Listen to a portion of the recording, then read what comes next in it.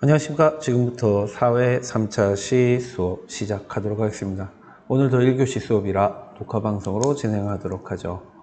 자, 오늘은 도시화와 도시문제 요 부분인데요. 또 프린트 오타했네요. 선진국과 선진국입니다. 선진국과 개발도상국의 도시화는 어떻게 진행되었을까? 자, 요 부분에 관해서 먼저 살펴보도록 하죠. 자, 우선 도시화의 의미와 과정 한번 살펴볼 건데요. 도시화란 뭐냐면 도시의 인구가 집중하면서 전체 인구에서 도시 인구가 차지하는 비율입니다.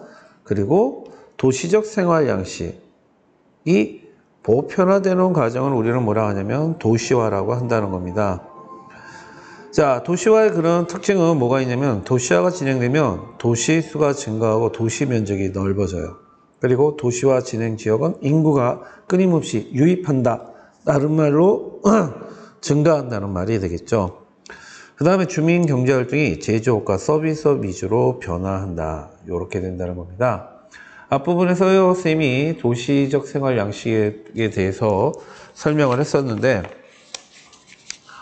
갑자기 프린트가 안 보이네요. 자, 요 앞에 부분에서 얘기했죠. 도시적 생활 양식. 생산활동, 전기, 인터넷, 전화, 휴대폰, 생산활동이 2차 산업 중심의 생산활동하고 소비활동은 백화점, 대형 서점, 대형 상점 등이 있고 여가활동으로 이런 것들이 있는 것이 도시생활이라고 얘기를 했죠.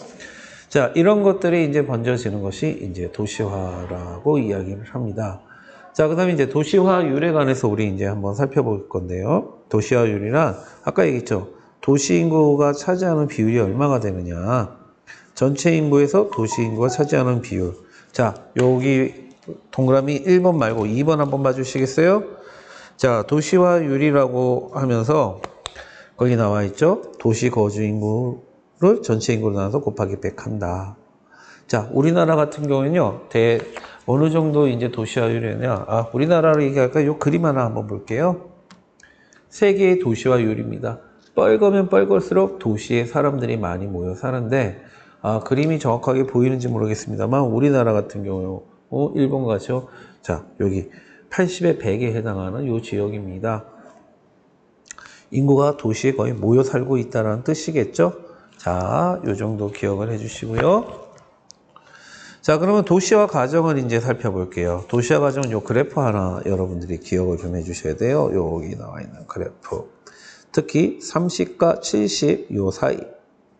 가속화 단계라고 하는 부분을 여러분이 꼭 좀 기억을 해 주셔야 되는데요. 이 도시화 곡선은 대부분 나라들이 이렇게 비슷하게 S자 형태로 올라간다는 거죠. 자, 도시화 단계는 크게 세 단계로 나눕니다. 초기 단계. 공업 발달이 미약해 인구가 농어촌 지역에 분산되어 거주하므로 도시화율이 낮은 단계. 자, 30% 20% 사이에요. 대부분 우리나라 같은 1960년대 이전을 이야기하고요. 그 다음에 가속화 단계가 있습니다. 산업화가 본격적으로 진행되면서 이촌향도, 자, 이촌향도입니다. 현상과 도시 인구가 급증하기 시작하는 우리나라는 1960년대 이후에 일어난 바로 여기 30에서 70% 사이를 얘기를 하고요. 그 다음 종착 단계. 산업화가 고도로 진행되고 도시화가 일정 수준에 이르면 도시의 성장이 둔화되고, 자, 여기서는 뭐가 일어난다고요? 역도시화 현상이 일어난다는 겁니다. 즉, 가속화 단계에서 주요한 인구 이동의 중에 여기는 이촌 향도가 있고요. 여기는 종착 단계는 뭐가 있다고요? 역도시화 현상이 나타난다는 거 여러분 기억을 해주세요. 보통 도시화라는 것이 이러한 과정을 일어난다는 거고요. 우리는 이제 여기서 그러면 이 뒤에는 해야 되냐면은 선진국과 개발도상국의 도시화, 즉 가속화 단계와 종착 단계의 도시화에는 어떤 문제가 일어나는지 한번 살펴볼 거예요. 보통 가속화 단계가 이 개발도상국가들에서 일어나고요. 종착 단계에 이제 선진국에서 일어나는 것들인데요. 여기 옆에 보시면은 이제 우리나라 거 쌤이 한번 넣어봤는데 이건 여러분들이 시간 날 때 한번 읽어봐 주세요. 이미 여러분들이 예전에 배웠던 부분이기 때문에 쌤이 굳이 하진 않고 여러분에게 한번 맡겨보도록 하겠습니다. 자, 그러면 이제 페이지 오른쪽에 선진국과 개발도상국의 도시 문제가 어떻게 다를까 하는 이 부분 이제 한번 살펴볼 건데요. 잘못 적었네요. 좀 이쁘게 적어야 되는데. 자, 우선 다양한 도시 문제가 보통 일어나요. 원인은 일단 도시화 과정에서요. 인구가 그리고 기능이 한 도시에 집중이 되니까요. 그러면서 뭐 일자리, 주택, 시설, 교통체증, 환경오염, 범죄 문제 등 여러 가지 일어나는데 한번 이걸 선진국과 개발도상국과 나눠서 살펴보면 선진국은 보통 점진적인 도시화가 이루어졌었어요. 근데 여기 와서 얘기했던 역도시화 보통 이제 주거 문제와 관계된 거죠. 주거. 그 다음에 도시 및 지역의 노후화. 오래되다 보니까 노후화가 돼서 우리가 이걸 다른 말로 슬럼 형성이라고 얘기를 합니다. 그리고 빈민촌의 확대, 범죄 문제, 노숙자 문제 등이 일어나는데요. 왜 그러냐면 역도시화로 인해서 사람들의 주거 기능이 도시 외곽으로 나가요. 근데 도시 외곽으로 나갈 수 없는 사람들이 이제 모여 사는 곳이 생겨난다는 거죠. 그런 곳이 바로 슬럼을 형성하고 그리고 그런 곳이 대표적으로 빈민촌이라는 겁니다. 그리고 여기에서 이제 범죄 문제라든가 그리고 거기서 살 수 없는 노숙자 문제 등이 있다는 거죠.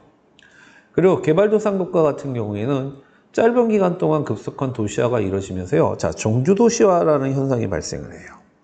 정주도시화 뭐냐면요. 그 밑에 선생님이 설명했죠. 인구가 가장 많은 1위 도시의 인구 규모가 2위 도시의 인구 규모의 2배 이상 차이 나는 경우를 말하는데요. 이건 특정 지역에 사람들이 너무 많이 몰렸다는 뜻이에요. 그러다 보니 기반시설, 도로라든가 뭐 상하수도 시설이 부족하고요. 일자리도 부족하게 된다는 거예요. 그 다음에 사람들이 무허가 주택을 만들게 되고 그 무허가 주택에 빈민촌 등이 형성되는 문제들이 나타나게 된다는 겁니다. 자, 우리 교과서에 딱 보면요. 교과서 153페이지에 나오는데요. 자, 여기 무허가 주택 인도의 뭄바이라고 보입니까?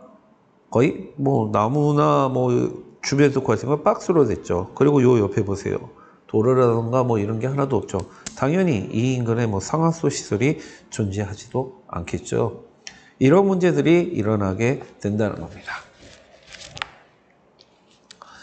자, 그러면 이제 프린트 넘겨서요. 이제 네 번째, 살기 좋은 도시. 자, 바로 이러한 인구 문제, 도시화로 인해서 여러 가지 문제가 나는데 이런 것들을 우리는 해결을 해야겠죠. 그러면서 도시에 사람들이 살 수 있는 환경을 만들어야 돼요. 자, 그래서 도시 문제를 해결하면 살기 좋은 도시가 될까? 뭐서 여기에 질문을 던졌죠. 그래서 도시생활과 삶의 질이라는 문제가 이 교과서 개편되면서 처음 나오는데요. 요거 하나 기억해 주세요. 삶의 질. 삶의 질은 경제적 조건뿐만 아니라 개인의 행복감, 정치, 경제, 사회 조건에 따라 결정되는 주관적 개념이라는 겁니다. 주관적. 특징은 최근 도시민들의 생활 수준과 삶의 질에 대한 기대가 높아지면서 도시 문제는 과거에 비해 더 중요하게 여겨졌고 세계 여러 도시는 도시민들의 삶의 질을 쾌적하게 개선하기 위해서 노력한다는 거죠. 그러면서 뭐 여기 여러 가지 방안이 나와 있는데요. 주택 문제 해결 방안, 교통 문제 해결 방안, 환경 문제와 해결 방안 이런 것들이 있는데 이런 거를 여러분들이 한번 차분히 살펴보시면 될 것 같아요. 보통 주택 문제 해결 방안 제일 좋은 건 뭐겠어요? 공급을 하면 되죠. 주택 공급이 부족한가 공급을 더 해주면 되는 거예요.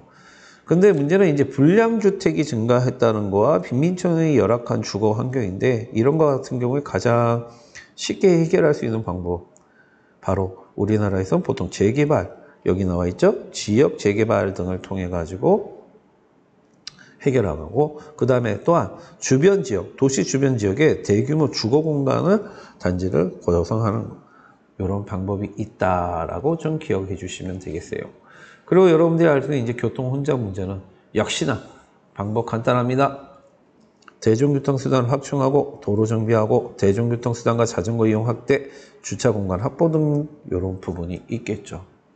근데 교통 혼잡 문제는 또 하나 인구 이동이 어느 정도 이루어지면요 자연스럽게 해결될 수 있는 방법 중에 하나입니다.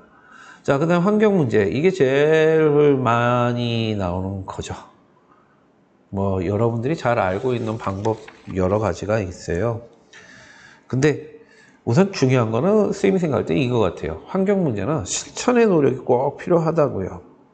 지방자치단체와 지역 주민 그 다음에 정부 등의 참여와 실천이 필요한 부분입니다. 그래서 이 환경 문제만큼 참여와 실천이 필요한 부분이 없어요. 그래서 이 환경 부분은 여러 방법들이 있지만 중요한 건 실천의 의지와 참여의 의지가 꼭 필요하다는 거 알아두시면 좋겠고, 그리고 앞에서 얘기했던 이제 삶의 질에 관해서 살기 좋은 도시의 특징이라는 거는 자, 여기 6가지가 나왔어요. 상식적인 얘기죠. 경제활동이 다양하고 활발함, 즉 일자리를 구하기 쉬운 곳이죠. 일자리. 적정 규모 인구가 거주한다. 너무 많은 세 인구가 거주하면 힘들잖아요. 도대체 얼마일까요? 주관적이라 이것도 참 말하기가 좀 어렵기는 어렵네요. 자연환경이 쾌적하다. 도로를 비롯한 각종 기반시설 잘 구축했고 낮은 범죄율, 정치적 안정. 그리고 우리나라에서 또 하나 요즘하게 되는 게 뭐니 있습니까? 교육 있죠? 그 다음에 최근에 코로나 때문에 나오는 의료, 보건 문제, 그리고 문화 이런 것들도 오늘날 있어가지고 살기 좋은 도시의 특징이라고 얘기를 합니다. 그래서 살기 좋은 도시의 사례로 이게 절대적 기준은 아니에요. 이거 주관적인 면인 거예요. 주관적. 근데 이제 어느 정도 예를 들었을 때, 자, 요 밑에 이제 나오는 도시들 정도면 어떠냐 하는 거죠. 브라질의 쿠리치바. 여기가 진짜 사람들이 빡빡빡빡 모여가지고 살기 어려운 도시와의 가장 대표적인 급속한 도시와의 대표적인 도시였는데 오늘날 이제 생태 도시로 바뀌었대요. 쌤이 안 가봐서 나도 솔직히 모르겠어요. 근데 그 다음 덴마크의 코펜하겐, 여기는 자전거의 도시로 아주 유명합니다. 2013년 유럽의 녹색 수도로 선정돼서요.